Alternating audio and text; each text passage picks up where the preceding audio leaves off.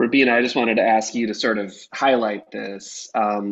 So what role do fees and court debt play in the restoration process? And then is the inability to pay outstanding debt and reinstatement fees a permanent bar to restoration?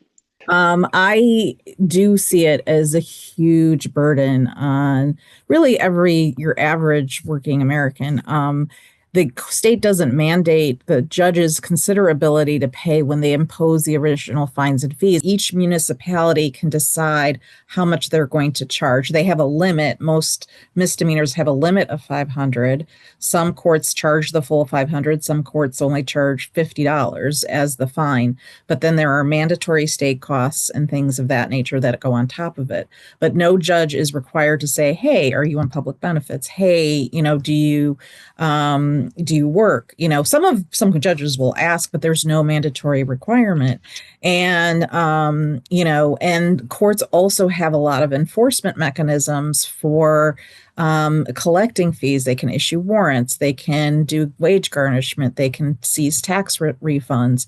And so it becomes like this huge money grab. We had a client who owed $4,000, and this particular court was one of the courts that said, you have to pay the $4,000 or we're not going to reinstate your license.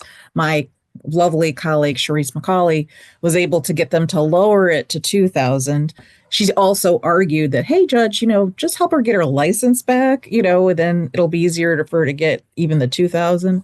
But they, because so much of these calls are discretionary, the judge has the right to say yes or no. I just feel very strongly that the state of Michigan should have a mandate that all judges must consider ability to pay before imposing the fine and fee, and waive more of these, instead of having mandatory costs, there should be more waivable costs and fees, and judges should consider waiving the fees unless there was some reason to impose it. It has become this sort of money grab, and that's the way I look at it. Is it's this money grab, and that seems to be the primary goal of these cases, rather than actually addressing the behavior. Impose something that is proportional to that person, that's doable for them, instead of creating the cycle of debt and possible incarceration because they're using the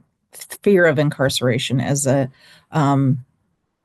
way of enforcing those fines and fees.